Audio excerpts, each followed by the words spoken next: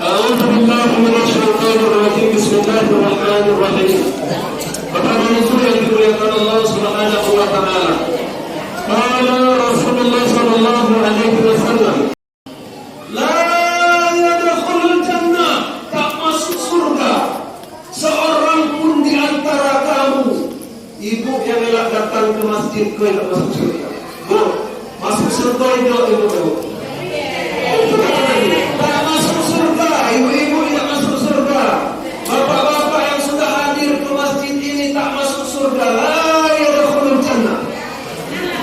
Panitia peringatan nuzulul Quran 1443 Hijriah tak masuk surga. Yang ceramah pun malam itu ada yang masuk surga.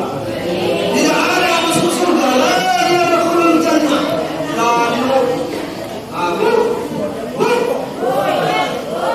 Aku syaratnya kalau aku tengok mulai ceramah tentang siapa yang ditutup. Itu pun syaratnya. Kalian berpikir kira-kira yang mengenai kira-kira balik. Saya.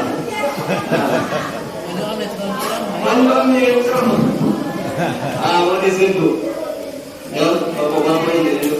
Apa kata Nabi tadi? La yadkhulul jannah, tak masuk surga.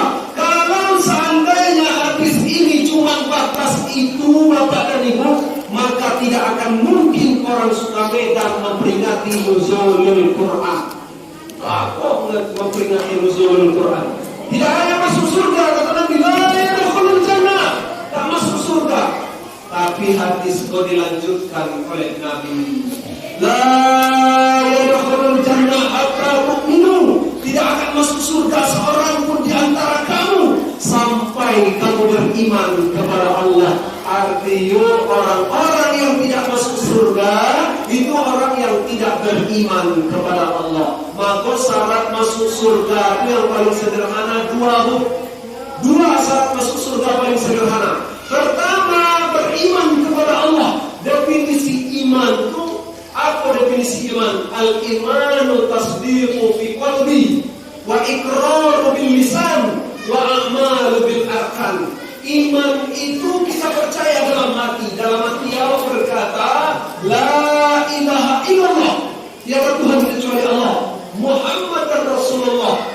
Muhammad adalah utusan Allah. Kalau sudah ada ucapan itu di dalam hati, artinya kita sudah beriman kepada Allah. Syarat masuk surga pertama beriman kepada Allah. Orang yang beriman kepada Allah dia senantiasa mengucapkan la ilaha illallah, tiada Tuhan kecuali Allah. Itu syarat masuk surga yang pertama. Artinya orang Sukamedan insya Allah semuanya masuk surga. Amin.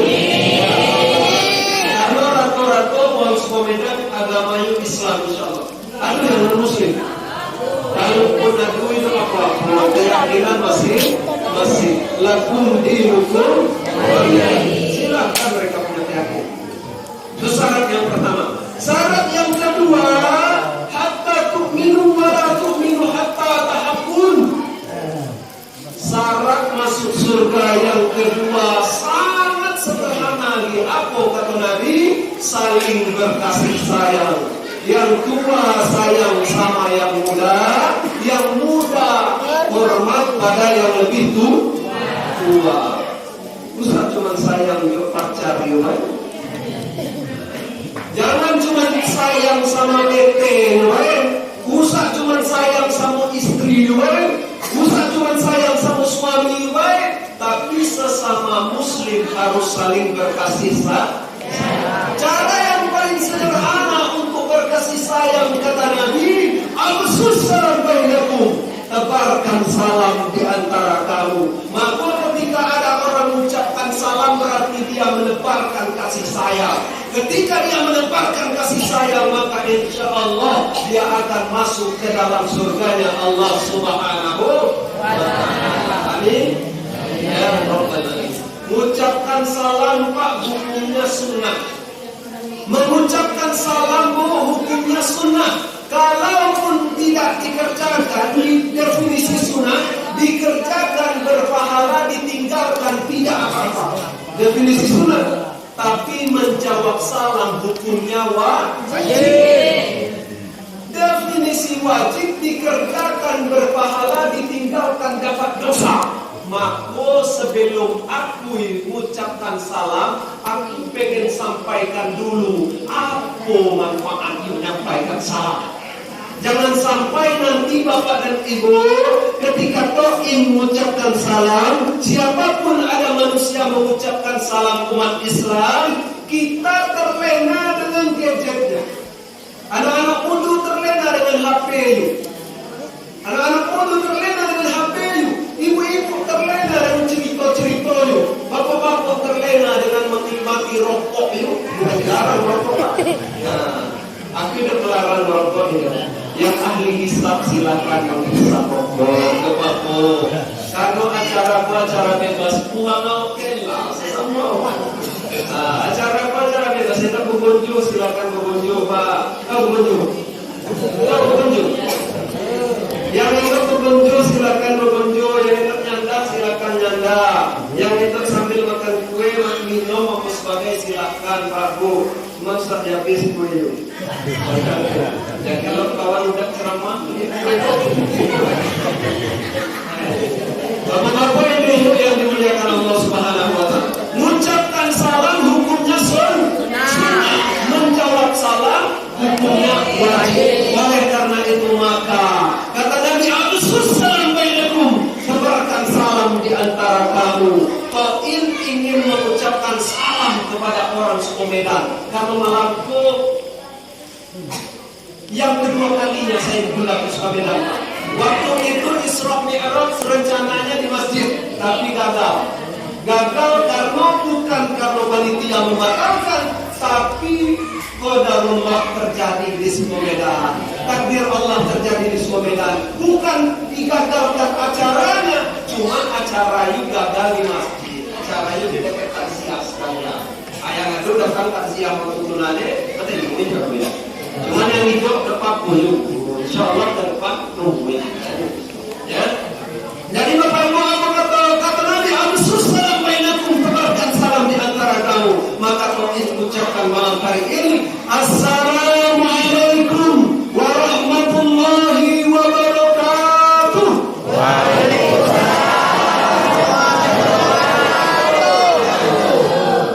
Ibu-ibu, bapak-bapak yang paling nyaning nyawab salam yuk insya Allah masuk surga duluan.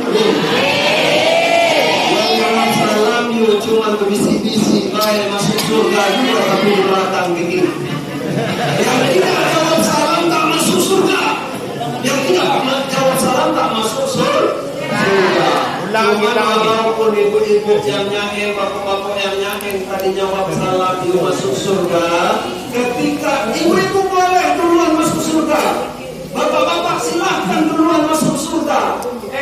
Ternyata bapak-bapak induk-induk yang lebih dulu masuk surga tadi, pas mengetuk pintu surga, ini kok ini dalam.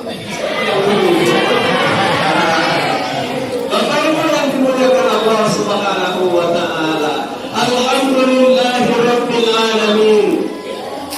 Alhamdulillahirabbil alamin. Syahrul Ramadan alladzi unzila fihi al-Qur'an hudan lin-nas wa bayyinatin minal huda wal furqan. Bapak Ibu yang dimuliakan Allah Subhanahu wa Ta'ala, asyhadu an la ilaha illallah wahdahu la syarika lah wa asyhadu anna sayyidana wa maulana Muhammadin sallallahu alaihi wasallam la nabiyya wa la rasula ba'da. Pertama sekali mari kita senantiasa bersyukur kepada Allah atas berkat rahmat dan taufik daripada Allah, hidayah daripada Allah. Kita semuanya bapak-bapak, ibu-ibu, anak-anak, baik yang laki-laki maupun perempuan, yang masih muda ataupun yang sudah tua, mampu kita mengayunkan kedua tangan kita, melangkahkan kedua kaki kita menuju ke rumah suci Allah ini dalam rangka memperingati nuzulul Quran yang ke-1443 Hijriah. Alhamdulillah. Kemudian salawat dan salam senantiasa kita ucapkan, kita berdoa pada Allah agar selalu tercurah untuk khatamat nabiyyin la nabiyya wa la rasul ba'da, yakni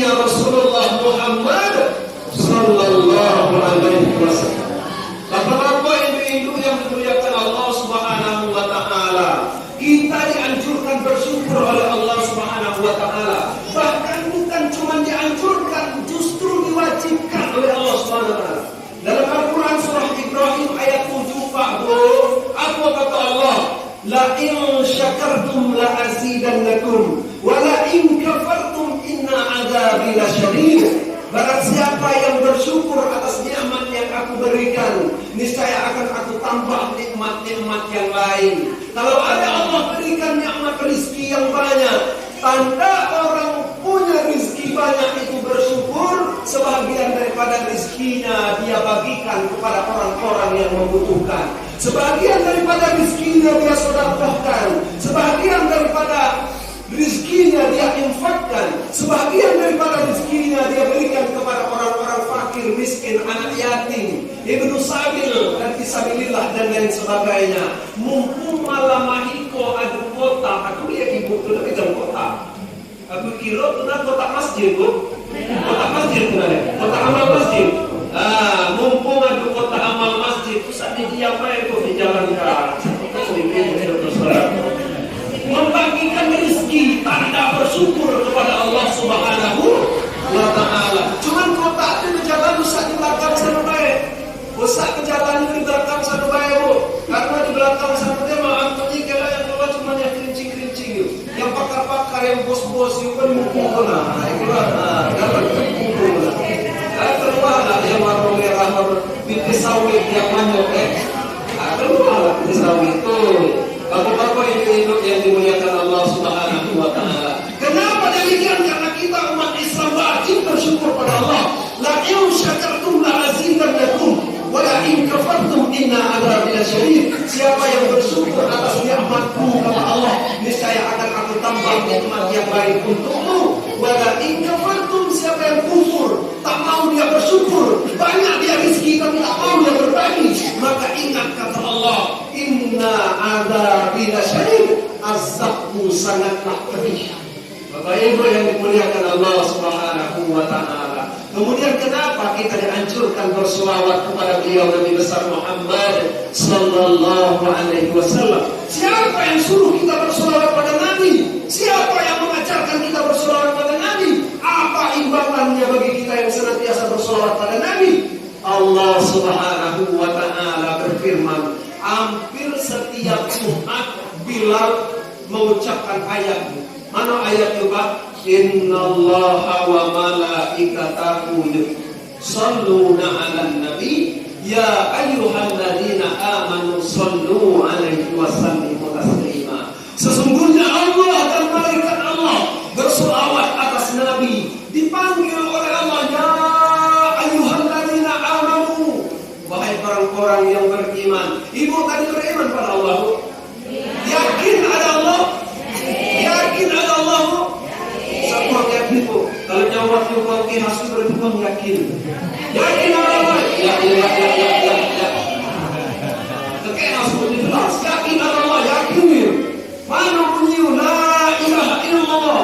Ya la ilaha illallah. Tiada Tuhan kecuali Allah. Kalau kita yakin adanya Allah Subhanahu wa Ta'ala, beriman kita kepada Allah Subhanahu wa Ta'ala, maka kita dipanggil oleh Allah, ya ayyuhalladzina amanu shallu 'alaihi wa sallimu taslima. Allah dan malaikat bersolawat kepada Nabi. Wahai orang-orang beriman, bersolawatlah engkau kepada beliau Nabi besar Muhammad sallallahu alaihi wasallam. Kata Nabi Pak Bu, orang yang paling pelit di atas dunia adalah orang yang ketika disebutkan namaku, dia tidak mau bersolawat kepada aku. Orang yang paling pelit di atas dunia, ketika disebut nama Muhammad, mulutnya dikunci, diam. Ada orang mengucapkan Muhammad, dia diam aja. Gak mau dia lanjutkan sallallahu alaihi wasallam, Allahumma salli alaihi. Gak mau dia ucapkan itu. Maka orang ini paling pelit di atas dunia. Bukan orang yang punya harta banyak tapi dia makan sendiri, bukan cuma itu. Orang yang punya harta banyak, penghasilan banyak, sekali dia gak mau dia berbagi, itu pelit Bu. Tapi paling pelit tadi adalah orang yang tidak mau bersolawat kepada beliau Nabi besar Muhammad sallallahu alaihi wasallam. Bapak dan Ibu yang dimuliakan Allah Subhanahu wa Ta'ala, yang perintahkan kita bersolawat pertama Allah Subhanahu wa Ta'ala kepada Nabi. Allah perintahkan kita bersolawat. Kemudian apa imbalan bagi kita yang senantiasa bersolawat pada Nabi? Apa imbalannya? Apa balasannya bagi kita? Ketika disebutkan nama Muhammad kita bersolawat, balasannya apa? Apa yang kau dapat ketika kau sebutkan itu? Man sholla alayya sholawatan, kata Nabi, siapa yang bersolawat kepadaku sekali, fahuwa asyrul hasanah, baginya 10 kebaikan. Sekali yang bersolawat 10 kebaikan. Di luar bulan suci Ramadan. Bukan di luar bulan suci Ramadan, Pak. Tapi kalau di bulan suci Ramadan, 1 kebaikan dibalas oleh Allah 70 kali lipat, Bapak dan Ibu. Oleh karena itu maka mari kita senantiasa bersolawat kepada beliau Nabi besar Muhammad sallallahu alaihi wasallam. Minimal atau budak sesenya zaman ini kok, atau generasi-generasi milenial, aku pikir bukan cuma di pagar Rimbai, insya Allah di Sukomedan Lebak kepoh di masalah solawat, insya Allah. Amin. Apa solawat anak-anak yang zaman kini sedang terkenal? Ada solawat Jibril. Bunyi yuk, sallallahu ala Muhammad, sallallahu alaihi wasallam, sallallahu ala Muhammad, sallallahu alaihi wasallam. Dulu kita hanya tahu ada selawat badriyah, selawat nariyah, tapi hari ini kita diperkenalkan dengan banyak jenis selawat kepada beliau Nabi besar Muhammad sallallahu alaihi wasallam. Ibu kita yang berselawat kepada Nabi, aku itu hafal selawat badriyah. Bapak kenapa tak mau berselawat kepada Nabi? Saya tidak hafal selawat badriyah dan selawat nariyah. Sekarang ada selawat yang paling gampang. Sallallahu ala Muhammad, sallallahu alaihi wasallam, sallallahu ala Muhammad, sallallahu alaihi wasallam. Paling gampang Bu, ya kan? Untuk berbuka sang suami tercinta, anak-anak terkasih, anak-anak tersayang, sambil ngaduk-ngaduk kolak, sallallahu ala Muhammad. Kita terasa kolak masuk, insyaallah. Sampai tak kiri. Kita perlu untuk buku atau buku yang pakai berkuah-kuah, beberapa buku. Enak pakai berkuah-kuah saja di buku. Bapak ini yang dimuliakan Allah Subhanahu wa taala. Kami yang laki-laki bagaimana mengamalkan selawat ini, Pak? Bagaimana kami mengamalkan selawat ini? Kerjaan kami setiap hari manen, setiap hari kami buat sawah, setiap hari kami ke para, nakil para maksudnya. Setiap hari kami nakil para, mau mengamalkan selawat dalam hati depan Tuhan. Sebelum berangkat, sebelum berangkat, di dalam perjalanan, di atas motor, di atas mobil, ucapkan sallallahu ala Muhammad, sallallahu alaihi wasallam, sallallahu ala Muhammad, sallallahu alaihi wasallam. Karena kamu di yaumil akhir nanti di padang mahsyar, Bapak dan Ibu, di padang mahsyar gelok kamu matwahi sejengkal daripada kepala kita. Matahari sejengkal dari kepala kita, Bapak dan Ibu. Berapa minggu, berapa bulan pernah bukan matahari sejengkal dari kepala, tapi karena tidak ada hujan saja kita bagaimana panasnya di tengah-tengah hari. Apalagi kelok ketika di padang mahsyar matahari sejengkal dari atas kepala kita. Siapa yang bisa bantu kita, Bapak dan Ibu? Datang umat Nabi Adam. Ya Adam, wahai Nabi kami, wahai Nabi kami, ke umat Nabi Adam, tolong Adam turun di padang mahsyar kita. Karena di padang mahsyar, Bapak dan Ibu, umat Nabi Adam berkumpul di sana, umat Nabi Nuh berkumpul di sana, umat Nabi Ibrahim berkumpul di sana, termasuk kita umat Muhammad semuanya hadir di padang mahsyar. Ketika di padang mahsyar nepadu matahari sejengkal dari kepala, datang umat Nabi Adam. Wahai Adam, tolonglah Adam. menghadaplah pada Allah, mintalah pertolongan pada Allah agar supaya engkau bisa memberikan syafaat kepada kami. Kurangilah dikit panasnya terik matahari ini ya Allah. Wahai Adam, tolonglah Adam. Apa kata Nabi Adam? Mohon maaf tahun-tahunku, mohon maaf para umat-umatku. Kata Nabi Adam, ngecek umatku. Aku itu berani ngadap kepada Allah. Kenapa Nabi Adam tak berani menghadap pada Allah, Bu? Kenapa Nabi Adam ini tak berani? Dia minta tolong kepada Allah supaya diringankan, supaya dikurangi panasnya terik matahari pada saat itu. Karena kata Nabi Adam, aku pernah berdosa pada Allah Subhanahu wa Ta'ala.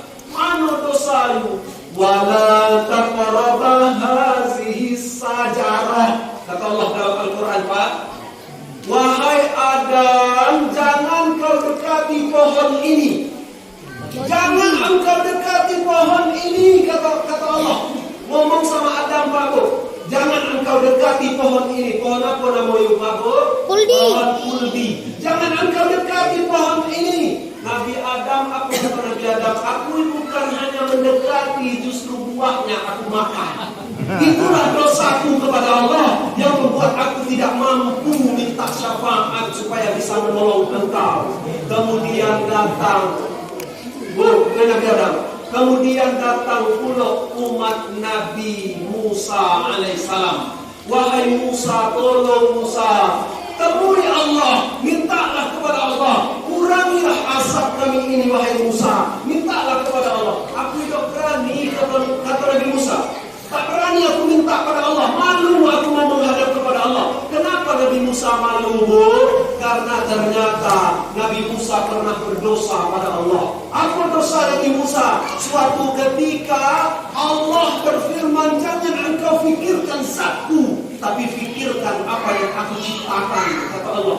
Allah berfirman baru, usah dipikir para kuma bentuk aku, kata Allah. Jangan sekali-kali engkau pikirkan bagaimana zatku bentuk Allah, itu tak usah kita pikirkan. Tapi Nabi Musa, oke hasbuh, aku yang tak ketemu ini dengan Allah, kata Nabi Musa. Bagaimana caranya aku bisa berjumpa dengan Allah? Maka kata Nabi, kata Allah, turunlah firman Allah, kalau betul engkau mau berjumpa denganku wahai Nabi Musa. Karena permintaan Nabi, permohonan Nabi kepada Allah selalu dikabulkan, Bu.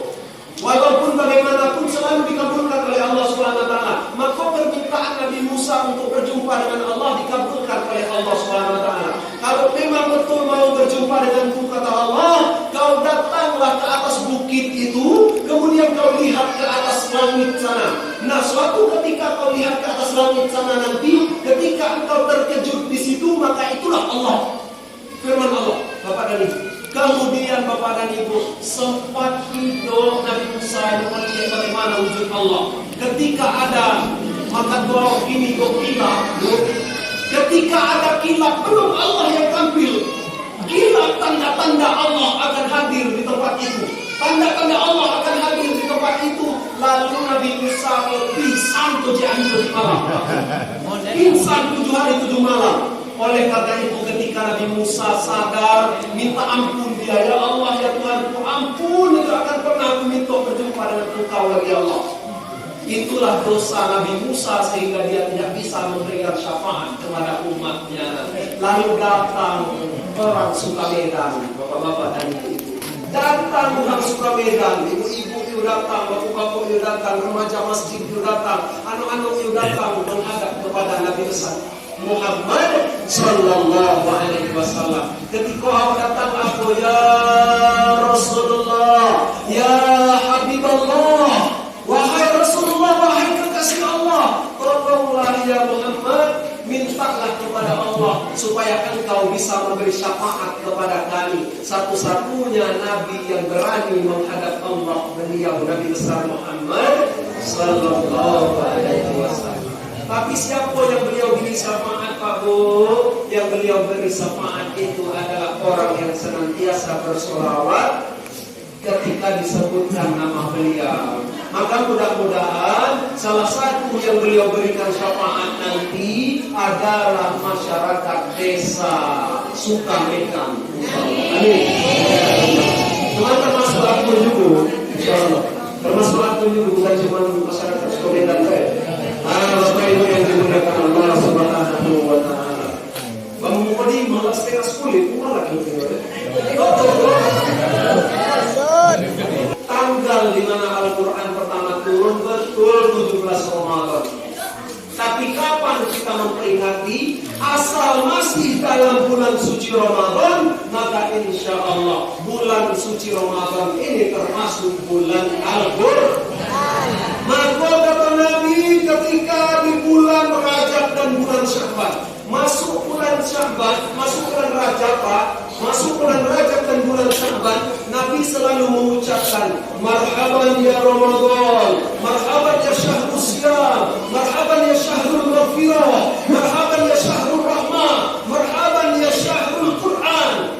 Apa arti bapak-bapak ini? Selamat datang wahai bulan suci Ramadan. Selamat datang wahai bulan ampunan, syahrul maghfirah, bulan ampunan. Syahrul rahmah, bulan di mana bulan itu amal perbuatan kita satu dibalas 70 oleh Allah Subhanahu wa taala. Syahrul maghfirah, bulan yang mana ketika ada umat Islam minta ampun pada saat itu, insya Allah akan diampuni oleh Allah dosanya. Amin ya.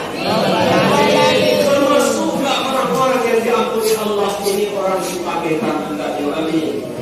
Ya Rabbal. Bapak Ibu yang dimuliakan Allah Subhanahu wa taala, ketika kita memasuki bulan suci Ramadan, bergembira saja kita menyambut bulan suci Ramadan, Bapak dan Ibu. Haramallahu lahu jasadahu 'ala niran, kata Nabi.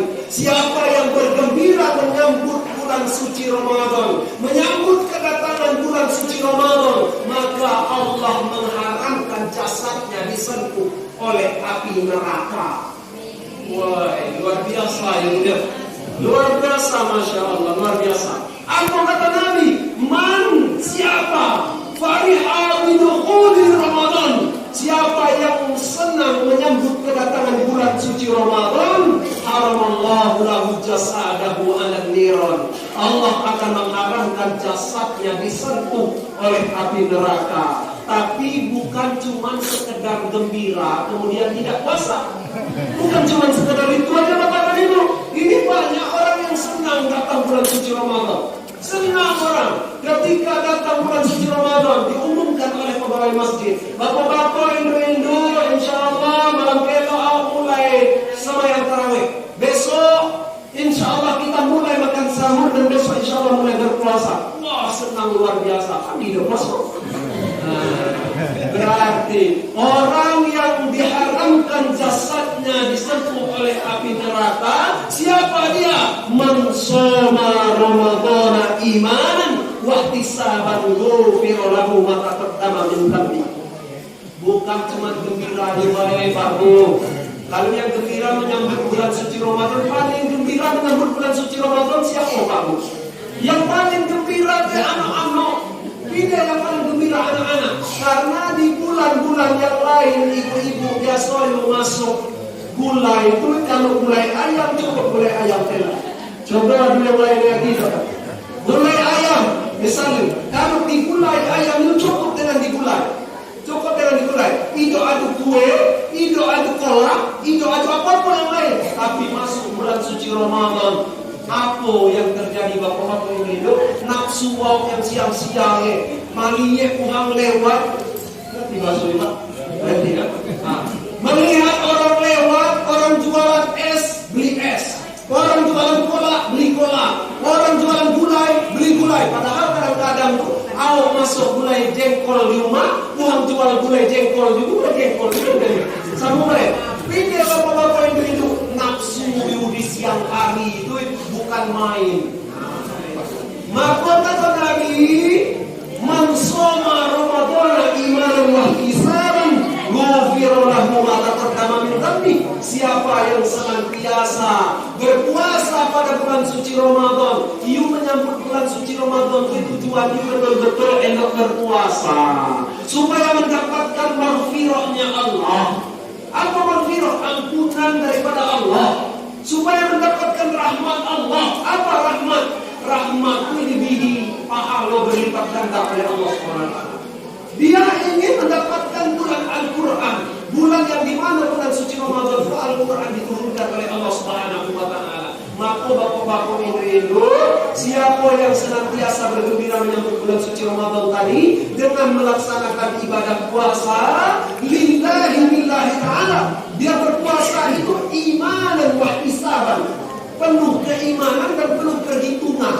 Dia berpuasa karena dia beriman. Dia berpuasa karena dia beriman dan menghitung-hitung. Perhitungan dia hitung bahwa puasa dia itu dihitung oleh Allah, bahwa puasa dia akan dibalas oleh Allah. Maka kata Allah, dosanya setahun yang lalu akan diampuni oleh Allah Subhanahu wa Ta'ala. Bapak Ibu yang dimuliakan Allah Subhanahu wa Ta'ala, membantu habis monato. Ada hadis lain lagi, man qiyamul lail fi syahri Ramadan, man qama Ramadan imanan wa hisaban, ghufira lahu ma taqaddama min dhanbi. Siapa yang berpuasa di bulan suci Ramadan, kemudian hadis yang lain, siapa yang mendirikan malam-malam bulan suci Ramadan, mendirikan rumah apa? Melaksanakan sholat tarawih, melaksanakan sholat witir, qiraatul Quran pada bulan suci Ramadan, maka Allah jamin dosanya setahun yang lalu diampuni oleh Allah Subhanahu wa Ta'ala. Cuma dosa yang diampuni ini Pak, kecuali ada beberapa hal. Kecuali apa? Dosa yang mana yang tidak bisa diampuni oleh Allah Subhanahu wa Ta'ala? Dosa yang pertama adalah dosa syirik kepada Allah Subhanahu wa Ta'ala. Apa arti syirik? Percaya kepada selain Allah. Kalau dia sakit datang dia ke dukun, tolong lagi aku itu. Tolong lagi aku ke bidan untuk sakitnya di kok. Nah berapa kali lagi ke dokter tidak dulu baik. Lalu ke sana tidak dulu baik. Tolong dia aku. Kemudian ketika dia sembuh oleh dukun itu dia katakan berkat dukun tuna atau tak budai. Berkat dukun tuna atau tak budai. Itu mati ya. Nah itu yang sudah syirik bapak-bapak ibu. Bukan karena apanya. Ketika kita sudah mengatakan berkat si A aku sembuh, maka itu sudah syirik bapak dan ibu. Oleh karena itu, ini yang pertama yang tidak akan pernah diampuni oleh Allah Subhanahu wa Ta'ala. Yang kedua, dosa yang tidak akan pernah diampuni oleh Allah Subhanahu wa Ta'ala adalah dosa ketika kita durhaka kepada orang tua. Dalam Quran surah Al-Isra, "Fala taqul lahum uff," kata Allah Subhanahu wa Ta'ala, kepada ibu bapakmu jangan sekali-kali engkau ucapkan perkataan. Sekali-kali jangan kamu ucapkan perkataan. Nih, kalau lebih anak kalau lampu balik dari bagaimana? Kalau masuk kalau supaya kita berhubung kalau itu mengejar-kejar amakku. Sudah dicatat oleh Allah sebagai dosa. Apalagi ada seorang anak yang mencaci maki orang tuanya, apalagi ada seorang anak yang membentak-bentak orang tuanya. Na'udzubillah summa na'udzubillah min dzalik. Dosa orang itu akan pernah diampuni oleh Allah sampai Tuhan tuyu mengampuni dosa. Bapak-bapak ibu-ibu yang dimuliakan oleh Allah Subhanahu wa Ta'ala. Kalau ada seorang anak durhaka kepada kedua orang tuanya, sekalipun dia sudah minta maaf kepada kedua orang tuanya, dan kemudian orang tuanya memaafkan dosanya, dia diampuni oleh Allah hanya batas maaf baik. Dosa yang diampuni oleh Allah hanya batas maaf baik, tapi dosa dia membantah orang tuanya tadi tetap dia tanggung sampai kapanpun. Al-yawma nakhtimu ala afwahihim wa tukallimuna aydihim wa tashhadu arjuluhum bima kanu yaksibun. Sesungguhnya kata Allah Subhanahu wa Ta'ala, semua mata kita, penglihatan kita, pendengaran kita dikunci oleh Allah Subhanahu wa Ta'ala, mulut kita dikunci oleh Allah Subhanahu wa Ta'ala, dan apapun yang kita perbuat akan diminta pertanggungjawaban di hadapan Allah Subhanahu wa Ta'ala. Bapak Ibu yang dimuliakan Allah Subhanahu wa Ta'ala, malam hari ini kita memperingati bulan suci Ramadan, nuzulul Quran. Mumpung kita malam hari ini baru masuk malam 19, malam 18 malam hari ini. Baru 18 Ramadan. waktu Bapak dan Ibu. Kalau selama 18 malam kemarin kita tinggal sholat tarawihnya, maka di akhir bulan suci Ramadan ini mari kita rapatkan barisan. Kita datang ke masjid. Kita datang ke masjid Bapak dan Ibu. Untuk apa? Untuk mendirikan qiyamul lail. Sehingga ketika kita mendirikan qiyamul lail, sholat tarawih deh Pak Bu, memang sunnah hukumnya Pak. Sunnah, tapi sunnahnya sunnah muakkad, hampir mendekati wajib. Sunnah yang dianjurkan ketika kita melaksanakan ibadah sholat tarawih. Jangankan sholat tarawih Bapak dan Ibu, ketika satu kebaikan kita laksanakan pada bulan suci Ramadan ini, Allah akan balas kebaikan kita itu dengan 70 kali lipat. Insya Allah di akhir bulan suci Ramadan kita bisa perbaiki. Kalau selama ini kita meninggalkan sholat tarawih, kalau puasa juga pagi, semayang tarawih bagaimana pula dianjurkan oleh Allah, apalagi puasanya. Kalau puasanya jelas Bapak dan Ibu, ya ayyuhalladzina amanu kutiba alaikumusiyam kama kutiba alal ladzina min qablikum la'allakum tattaqun. Wahai orang-orang yang beriman, yang disuruh puasa oleh Allah itu hanya orang-orang yang beriman, Pak. Yang diperintahkan berpuasa hanyalah orang-orang beriman Bapak dan Ibu. Kalau yang tidak beriman tidak puasa. Maka kalau ada orang Sukamedan tak berpuasa, berarti dia tak beriman. Dia tak beriman, termasuk orang Pagadi. Bukan cuma orang Sukamedan. Kalau ada orang yang mengaku beragama Islam tapi tidak berpuasa, berarti dia tidak beriman. Orang Islam banyak Pak Bu. Islam KTP banyak. Tapi kalau melaksanakan apa yang diperintahkan Allah, maka insya Allah dia termasuk orang-orang yang beriman. Bapak dan Ibu yang dimuliakan Allah Subhanahu wa Ta'ala, dalam rangka memperingati nuzulul Quran ini, apa kata Allah Subhanahu wa Ta'ala? Ayat yang tadi luar biasa dibacakan oleh beliau, Qorim kita, Qorim senior desa Sukamedan. Di Sukamedan? Qorim senior desa Sukamedan, Kecamatan Marga Sakti sebelah. Aku tadi berharap bukan tidak menganggap beliau. Aku tadi berharap Bapak-bapak Indo ketika pembawa acara mengucapkan pembacaan ayat suci Al-Quran yang akan dibacakan oleh berharap Pak, berharap adinda kami kelas 2 SD, kelas 3 SD berharap seperti itu. Tapi ketika yang kelas 2 SD tidak ada, kelas 3 SMP tidak ada, kelas 3 SMA tidak ada, maka orang-orang seperti beliaulah yang insya Allah selalu mengumandangkan ayat-ayat suci Al-Quran. Alangkah lebih baik, you memang generasi penerus, tapi kalau negara yang bisa, kira-kira kalau negara yang bisa, maka inilah Bapak dan Ibu, syahrul Ramadan alladzi unzila fihi al-Quran hudan lin-nasi wa bayyinatin minal huda wal furqan. Kata Allah, pada bulan suci Ramadan ini bulan diturunnya Al-Quran. Untuk apa Al-Quran diturunkan Allah? Hudan linnas wa bayyinatin minal huda wal furqan, sebagai petunjuk bagi setiap manusia dan menjadi penjelas daripada petunjuk yang telah Allah turunkan.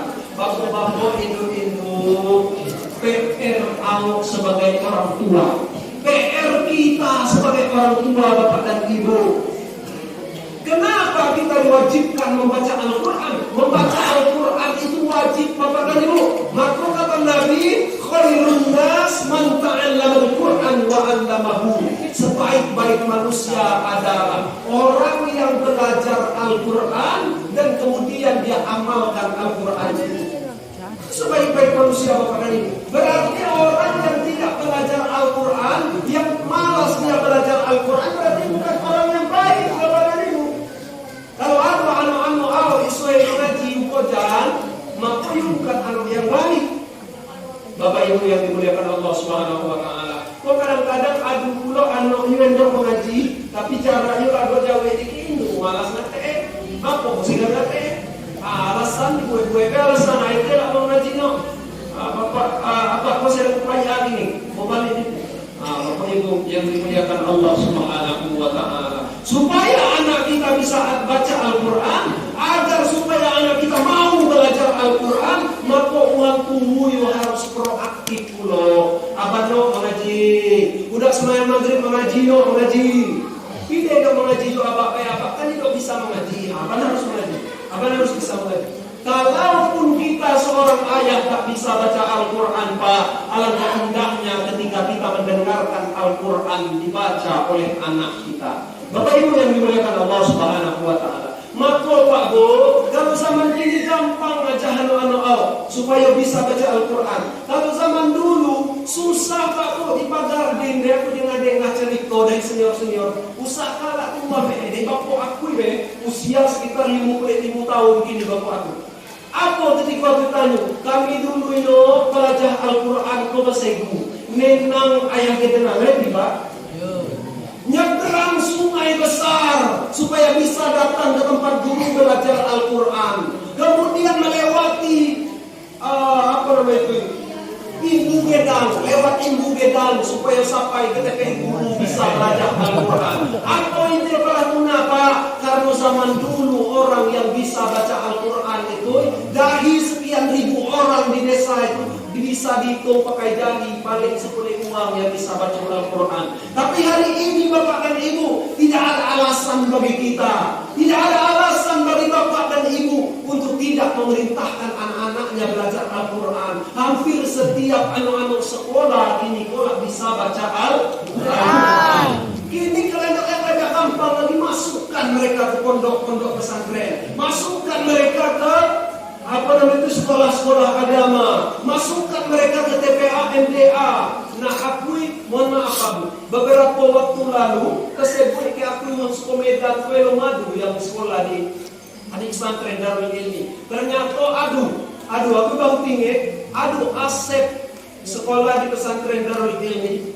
Abang Subhan Kurela. Beliau, Pak Bu, kalau anak masuk ke pesantren, kadang-kadang berpikir pula itu masuk anak ke pesantren. Pesantren dia gerbong penjahat, pesantren dia tempat pembuangan, pesantren dia kesannya kalau anak aku baik-baik masuk pesantren, jadi anak nakal. Kadang-kadang orang berpikir para tuna Bapak dan Ibu, tapi perlu Bapak dan Ibu ketahui, senakal apapun anak kita sekolah di pesantren, ketika pulang suruhlah baca doa. Sohehlah baca doa. Bedakan dengan anak-anak yang sekolah di SMA. Bukan aku merendahkan yang sekolah di SMA, bukan. Untuk kajian-kajian agama ini Bapak dan Ibu. Senakal apapun seorang anak sekolah di pesantren, semalas apapun dia sekolah di pesantren, soheh baca Al-Quran ketika balik lebih bagus daripada anak-anak yang kita bebaskan, yang setiap hari kita biarkan main game setiap hari sampai jam 12 malam, sampai sahur. Kalau bulan sore seperti itu, akhirnya apa Pak Bu? You jadi aku kecewa kok. Malam-malam you begadang, siang you tidur.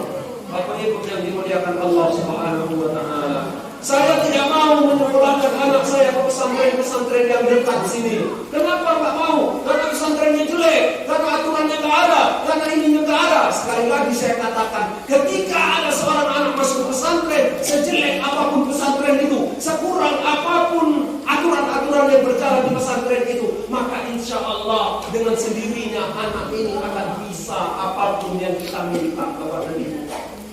Tesla, Asep deh Pak Bu. Maaf aku cek karena aku turun. Asep deh Pak Bu, masuk ke Medan, termasuk anak nakal aku terusan. Termasuk anak nakal di pesantren, jahat yang masuk. Tapi ketika balik soheh maju Al-Quran, soheh maju Bapak Bu, soheh maju doa. Insya Allah bisa. Kenapa? Dia bukan termasuk orang yang selalu taat. Nabi Syekh jadi bukan orang yang termasuk begitu Bapak dan Ibu. Tapi insya Allah dia termasuk orang-orang soleh, calon penghuni surga, calon yang bisa membawa ibu dan bapaknya nanti masuk ke dalam surganya Allah. Amin. Ya Allah. Itu contohnya Bapak-bapak ini. Apalagi ada seorang anak yang ketika dimasukkan ke pesantren, dia memang betul-betul taat di pesantren itu. Disuruh A, ikut A. Disuruh B, ikut B.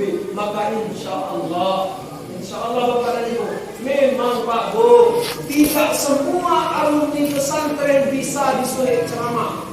Tidak semua alumni pesantren bisa disuruh baca doa. Bukan karena tidak bisa Pak Bu, tapi karena memang mental diri seseorang itu beda-beda. Mental itu beda-beda. Aduh, kawan yang bahu tegok tegak retek. Tapi joget pun kira-kira. Ilmunya banyak, pengetahuannya banyak, tapi ketika disuruh baca doa, lah retek dulu. Ada orang-orang itu yang seperti itu, Pak. Tapi ketika dia masuk ke pondok pesantren, apa dimasukkan ke pondok pesantren? Itu contohnya anak Syiah. Balik stasiun Kemudian itu tidak pernah datang ke masjid. Hari ini dia tidak ke masjid karena dia sedang terlena dengan masa mudanya. Hari ini dia tidak ke masjid karena dia terlena dengan gadgetnya. Tapi suatu ketika nanti suatu saat kelok pahul, ketika dia mau ke masjid dia punya bekal. Ketika dia mau membaca Al-Quran, dia bisa baca Al-Quran. Tapi saat itu ada yang kojang baik. Maklumlah, al-insanu makanul khata wa nisyan. Ketika ditanya, abang pindah kota masuk ke masjid? Abang enggak pesantren, pindah kota masuk ke masjid. Astagfirullah, Pak. Allah ayat hadis ini. Al-insanu makanul khata wa nisyan. Kalau sangat berat-berat manusia itu ada tempatnya kesalahan dan lupa. Hari ini aku lupa kok. Besok aku tidak ingat. Besok lagi aku lupa lagi. Apa itu yang dimuliakan Allah Subhanahu wa Ta'ala? Maka momentum peringatan nuzulul Quran Bapak dan Ibu, kenapa kita harus belajar Al-Quran? Kenapa kita harus membaca Al-Quran? Maka salah satu ada dua yang bisa menolong kita ketika di yaumil kiamah Bapak dan Ibu. Di yaumil akhir kelak, dua yang bisa menolong kita. Satu, kalau dari segi manusia syafaat dari beliau Nabi besar Muhammad SAW. Kemudian yang kedua syafaat daripada Al-Quran. Pada hari kiamat nanti Bapak dan Ibu kata Nabi, Al-Quran itu akan datang kepada orang-orang yang senantiasa membacanya. Sekali yang membaca Al-Quran Bapak dan Ibu, Al-Quran yang mau baju itu datang kalau memberikan syafaat. Kalau saat itu kita di alam kubur, gelap kubur kita, maka dia datang untuk menerangi kubur kita. Kalau saat itu kita ketakutan di alam kubur, Al-Quran akan datang menemani kita supaya kita tidak takut lagi. Saat itu kita disiksa oleh malaikat di alam kubur, saat itu juga Al-Quran datang untuk menghalangi malaikat mungkar dan nakir menyiksa kita. Bapak Ibu yang insya Allah dimuliakan Allah Subhanahu wa Ta'ala, maka mudah-mudahan walaupun kita sudah terlanjur Pak Bu, aku umagi Ustaz, umagiin aku kolak kolak laku itu kolak bergab cuma iuninya berbeda. Iuni yang dulu ke pesantren, Iuni yang dulu masuk ke pesantren, dulu belajar Al-Quran, bukan salah kita lagi Bapak dan Ibu. Ketika kita sudah perintahkan untuk sholat, anak tak mau sholat. Ketika kita perintahkan untuk baca Al-Quran, anak tak mau baca Al-Quran, maka bukan salah itu lagi. Tidak salah lagi. Cuman ketika ada seorang anak datang kepada orang tuanya, Pak, aku ingin masuk pesantren. Ayo, usah masuk pesantren. Jangan masuk pesantren biayanya mahal. Jangan masuk pesantren bulanan bayar berapa juta. Jangan masuk pesantren karena masuknya itu berapa juta sekarang di pesantren. Masuk Siko SMP. Masuk Siko SMP kok bayaran yang masuk uang masuk itu cuma 1 juta bisa pula dicicil setahun. Nah, ini yang kadang-kadang Bapak dan Ibu, ambillah pelajaran kepada orang-orang yang senantiasa menyekolahkan anaknya di pesantren. Aku Pak Bu, mohon maaf bukan dia, bukan aku. Bapak induk aku itu orang miskin Pak. Bapak dan Ibu saya ini Pak Zakaria ini termasuk orang miskin Bapak dan Ibu. Tapi 4 anaknya alhamdulillah semuanya alumni pesantren. 4 anaknya alhamdulillah semuanya sebentar lagi insya Allah.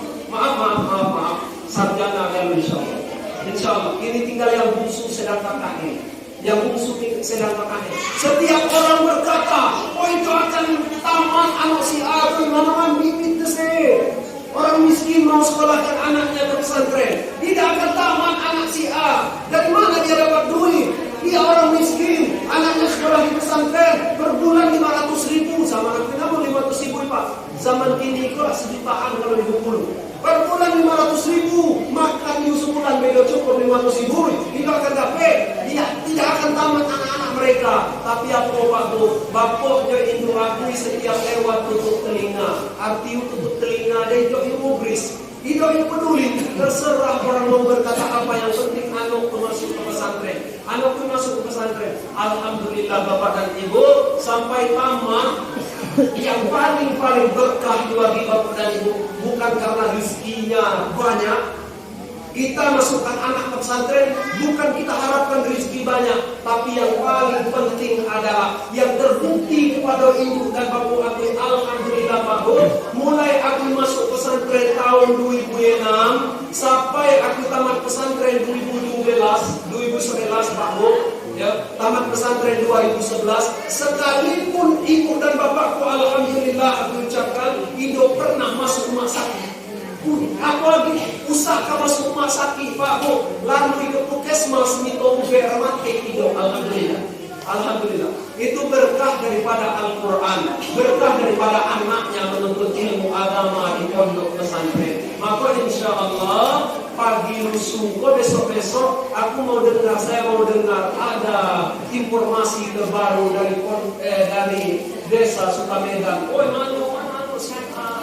Medan ini masuk pesantren. Ada yang di Padang, ada yang di Jakarta, ada yang di Jawa. Allah Akbar, subhanallah. Maka mudah-mudahan Bapak dan Ibu dengan hidayah dan berkah Al-Quran, mumpung kita malam hari ini memperingati Nuzulul Quran, peringatan kapan Al-Quran itu diturunkan oleh Allah. Oleh karena itu maka mudah-mudahan kita yang hadir di sini diberikan hidayah oleh Allah melalui hidayah Al-Quran, sehingga kita bisa menjalankan hidup dan kehidupan ini tanpa meninggalkan landasan hukum kita yang pertama, yaitu Al-Quran Al-Karim. Sallallahu alaihi Muhammad.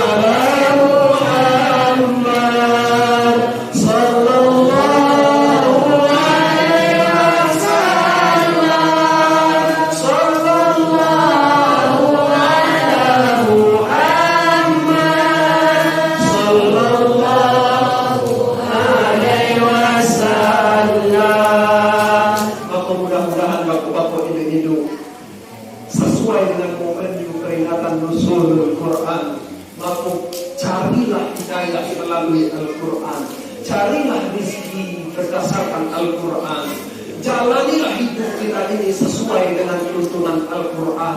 Insya Allah, kalaulah kita menjadikan Al-Quran sebagai pedoman hidup kita, insya Allah kita akan diselamatkan oleh Allah di dunia wal akhirah. Amin ya rabbal alamin. Inilah yang bisa disampaikan malam ini. Bukan karena aku tapi waktu telah sejam. Mohon maaf ya, dalam sejam aku berdiri di sini. Kalau ada salah dan dosa, hilaf, itu murni daripada To'in Zakaria. Kalau ada benarnya yang saya sampaikan, itu hanyalah titipan daripada Allah Subhanahu wa Ta'ala. Al-insanu makanul khata' wa nisyan. Manusia itu tempatnya kesalahan dan lupa. Maka salah murni diakui, kebenaran milik Allah Subhanahu wa Ta'ala. Di akhir ceramahku aku sampaikan sebuah pantun. Apa pantunnya Pak Bu? Jikalau pedang melukai tubuh, masih ada harapan sembuh. Karena luka pedang lumpuh di luar Pak, dibawa ke rumah sakit, dijahit, insya Allah kita tinggal menunggu waktunya sembuh. Tapi jikalau lidah melukai hati, tidak ada obat kecuali maaf setulus hati. Wallahu muwaffiq ila aqwamit thoriq. Wassalamualaikum warahmatullahi wabarakatuh. Waalaikumsalam warahmatullahi wabarakatuh.